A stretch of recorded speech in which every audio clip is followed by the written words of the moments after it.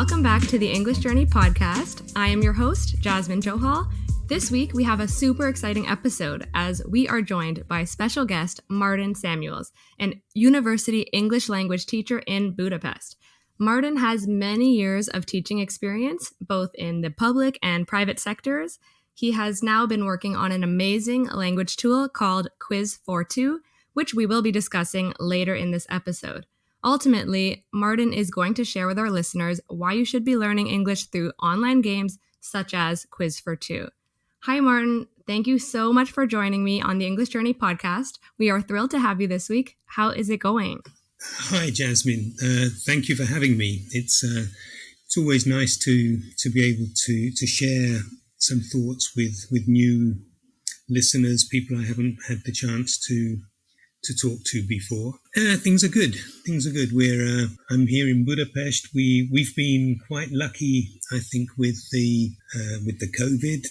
I think it looks like we're coming to an end of it. So hopefully things are good. That's awesome to hear. And likewise, it's awesome to connect with language teachers around the world. It's funny how small the world can really be.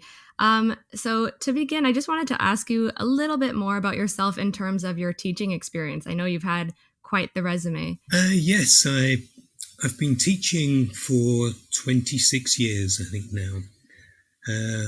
I got into teaching a little bit by accident, really.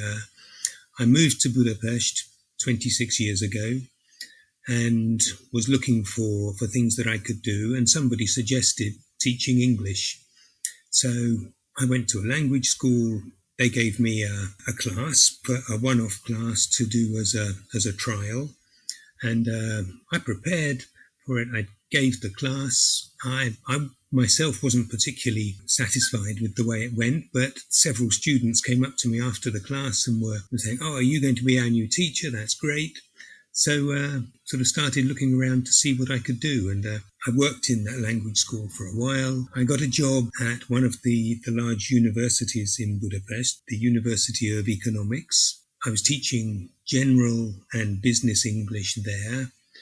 They also had an international program, so I was teaching students from all over the world here in Budapest. They also had an interesting program because up until the early 90s, Russian had been the main foreign language that people studied here. Everybody had to learn Russian against their will. Nobody really wanted to. And then with the change of regime in the early 90s, people decided they no longer wanted to learn Russian. Everybody wanted to learn English. So they found themselves with a whole load of Russian teachers that they didn't know what to do with. They didn't have jobs for them. And so they offered them the chance to retrain as English teachers. I started teaching on that program. That was an eye-opener. It was, as a fairly inexperienced teacher, it was great. It was a great experience because I was working with language teachers who had been working for years. They had been teaching for 20, 30 years. And although obviously it was a little bit different, they were teaching Russian, the basics of teaching a language are very similar. So I was able to learn an awful lot from the Russian teachers that I was trying to teach to be English teachers. That's amazing. And you mentioned how you taught a lot of international students. Did you find that through that experience, it kind of led the way to your current tool, your Quiz42 app?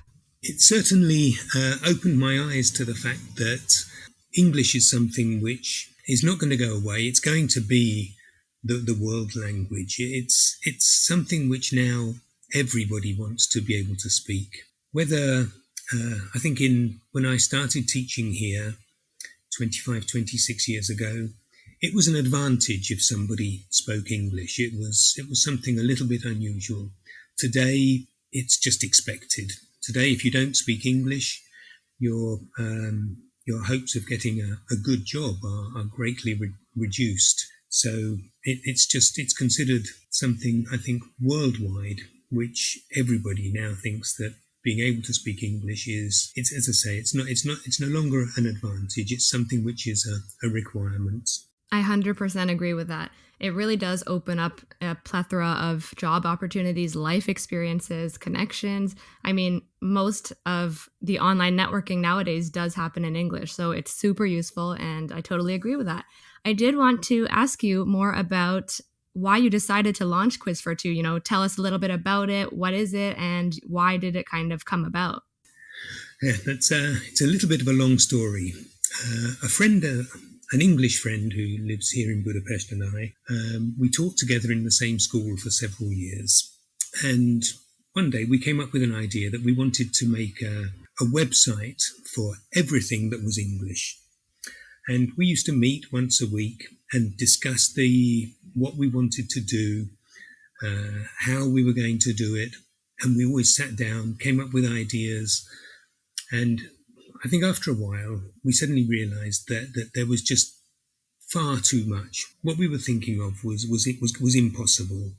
It was just such a big project that we would never be able to do it justice. This friend was also teaching, not just full time. I mean, he was teaching all the hours that he could, and he didn't really want to give up and didn't really have the time to take on a new project. One of the ideas that we'd had was to have this interactive online quiz as part of the website. This was an idea that I had come up with after watching my daughter play a Hungarian game online. The Hungarian game was all about Hungarian history, Hungarian culture, Hungarian society, but people were playing against each other online. And this game was very, very popular and very successful here in Hungary. And I thought then that if they could make a game that was that successful in a country with a population of about 10 million people, then if there's something similar in English, where there are now, I don't know, between 2 and 2.5 billion people learning and speaking English, then there has to be a market for it. I looked around to see if I could find anything similar, and I didn't find any. I couldn't find anything that was doing what we wanted to do. So that's how the idea came about. Then it was a question of finding the technical people. I knew what I wanted to do, but I didn't know whether it was possible. It turned out that most of the things I wanted to do were fairly standard for people who understand the development side. So we started developing it. So very simply, the idea is that we wanted to come up with a game which gets people playing against each other. It's a quiz. I know there are lots of quizzes out there, but what we do, when you go online, you register, then if you go into the multiplayer part of the game, you can find somebody, they could be anywhere in the world, who happen to be online in a similar position and want to play Quiz42 against somebody with a similar level of English. So we pair people up and then they play a short quiz. There are 7 questions. These are all grammar-based questions, basically, all based on some kind of grammar. We've tried to make them interesting, tried to make them a little bit fun. There are 4 levels, so basically anybody with a fairly basic, a minimum level of English, knowledge of English, can enjoy Quiz42, because there are 2,500 questions designed for people who are basically beginners. And you mentioned how it's grammar based, and I did actually get a chance to try the quiz, and it was very interactive, and I found it was very fun. And with grammar, as we already know, in any language, it's not the funnest subject to learn. And I think that having an idea or a way to make it more innovative and more exciting for learners, that's an awesome idea. Yes, I agree. I think we've all been in the position where we're learning a language and sit down and have to learn the grammar. I'm a great believer now in communication, and the fact that it doesn't matter if you make mistakes. The important thing is to be able to communicate. I was brought up in the UK, and I learnt French at school, and we were taught very much that the grammar, you must learn the grammar. You don't make mistakes, you must get it right, which is a very negative approach when it comes to people actually using the language. And so I now try to tell people when I'm teaching them English that it's not important whether you make mistakes or not. But I know from my own experience, we are very conscious of that. So I also wanted to do something that tried to make the grammar side a little bit more fun. I don't really see it as a teaching tool. I see it as maybe a teaching aid. I don't think we are trying to take the place of teachers. We're trying to give them something else that they can use. So I think we can work in parallel with teachers. It gives them something where if you've got 5 or 10 minutes at the end of a lesson, if you've got 5 or 10 minutes, maybe you want to do a warm-up exercise, it's something that makes it a bit of fun. Most of our tests were done here in schools in Budapest. And this is what the teachers there said as well. They realized that it's something that they thought there was a great demand for, especially with the developments that we have in line. We want to develop a filter system whereby you can select the type of questions that you're going to receive. So if you're teaching the present perfect, you'll be able to select questions primarily on the present perfect and at the level that the students are, which will, I think, increase the usefulness for teachers. Some of the feedback that I've had so far is people have said that it's great fun, it's a great tool, it's something that the kids really enjoy. Yeah, and I really do appreciate that as a teacher because it's possible to give a lesson and teach students whether online or in person, but then to have kind of like a tutorial or some way to actually authenticate the lesson and have them practice it, especially on their own, right? Because students can actually access Quiz42 in the comfort of their own home. So it's something they can do even after the lesson is finished. So that is amazing.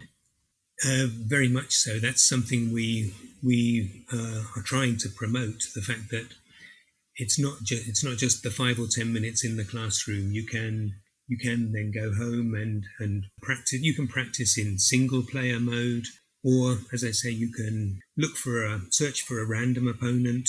What I really want, my dream from this whole thing, is to have maybe a student sitting here in Hungary and going online, looking for an opponent, and finding somebody in Vietnam, playing a game or a couple of games against somebody in Vietnam, then looking for another opponent and finding someone in Poland, then looking again and finding somebody maybe in Italy, somebody in Iran, somebody, as I say, these people could be anywhere in the world. All they need is the desire to speak and practice English. And one of the next stages will be to introduce a chat function as well. So once you've made contact with somebody and have played a couple of games against them, you will also be able to chat with them.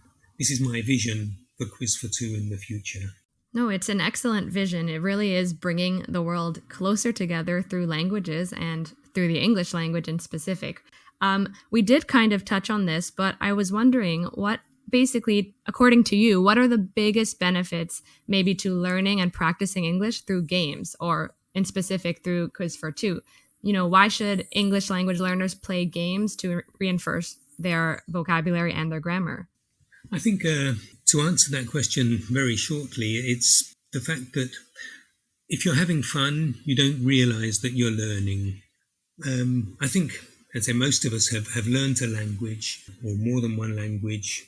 And when you're playing, if you can enjoy what you're doing, then that's half the battle. And games, particularly these type of games where you are constantly receiving questions, you will, after a while, receive similar types of question. So once you've seen a question, the more you practice that type of question, the more you will be able to use that structure when you're actually speaking English or when you have to use it. So it's the idea of practice, having fun, not actually realizing that you're learning. I think you only have to look at the number of games online, whether it's Hangman crosswords, so many games. And all of us as teachers have had our favourites. And I think that Quiz42 is just a development of the sort of things that people were doing in the past. To give an example, I had one lesson when we were testing in one of the high schools here, and I met the teacher just before the lesson, and my first impression was that, with all due respect, she was not the youngest teacher. She didn't appear at first to be the most modern in her methods. But then when we started playing, she pulled me aside and said, "This is wonderful." And my view is that, or her view was that the kids have all got phones. And if she walks into the classroom and the first thing she says is, "Put your phones away, I don't want to see your phones," then it creates a bad atmosphere in the classroom. Whereas if she goes into the room and they've got their phones out and she says, "Oh, you've got your phones out, let's use them, let's play a game," it wins them over. They're very happy to spend 5 or 10 minutes playing. And then, as she said, it's much easier for her then to say, "Okay, we've had a bit of fun with the phones, now put them away and let's get on with the lesson." Now, most students have a smartphone. Majority of schools are now getting Wi-Fi and internet access. So it's just a natural progression that we should use these tools that are there. Absolutely. And I love how you mentioned how we should be incorporating the 21st century styles into our teaching and into the classroom. I have had some experience teaching in high school, and now I am teaching at a primary level. And it's really funny because, of course, kids love games and they're super engaged, and I make sure to do tons of games in my teaching styles. But it does make me really sad to see the decrease of engaged learning that happens at an older age or at older grade levels because teachers feel they need to be more direct and have a more lecture style teaching. And I think that's not the case. We don't need to stop playing games. We don't need to stop making learning authentic and fun. We can find ways to adapt even with older grades. So I love that. And even just, finding easy ways to incorporate daily practice of new language learning. It's so important. You mentioned how we can just take 5 to 10 minutes of our time each day just by practicing, and having it fun definitely helps because it doesn't really feel like you're learning. So I definitely think something like Quiz42 would be awesome to just dedicate, for our listeners, 10 to 15 minutes of your time. And it will really go far because you are having fun and you actually are learning without really realizing it. Your brain is slowly memorizing through repetition of similar question styles. So I did want to say thank you so much, Martin, for sharing this information with our Glish community. Where can our listeners find more about Quiz42 and basically try it out for themselves? Again, thank you for giving me the opportunity, Jasmine. I appreciate it. Quiz42 is a website at the moment. It's quiz, then a number 4 and a number 2. So it's like Quiz42. I came up with the idea that it should be 42 because it's a quiz basically for 2 people. So yes, quiz42.com. You have to register. Once you've registered, you can start playing straight away. And I think one of the best features for teachers is that you can start a group game. So if you have a language class, the teacher can create a group and invite all the members of the group, and then they play against each other within the group, and the teacher can see who's played against who, what games have been played. Once you're there are lots of different options, and it's fun. So yes, quiz42.com. Go on, have a look and see what you think. You can contact us through the website, so if anybody has any feedback, we're always open to new ideas, new suggestions. We already have a lot of ideas that we want to incorporate in the not too distant future, but if anybody has any other ideas, I'm always happy to listen. Perfect. And I will have the website listed in the episode description box for easier reference for our listeners. Definitely check it out, guys, if you're looking for authentic, fun ways to practice your English grammar. Thanks so much again, Martin, for doing this. Keep doing what you're doing. I love seeing passionate teachers who are finding innovative ways to teach the English language. If you guys liked this week's episode, subscribe to the English Journey podcast so you can get our newest episodes delivered straight to your phone. Enjoy the rest of your day, and I hope you'll join me next week. Bye.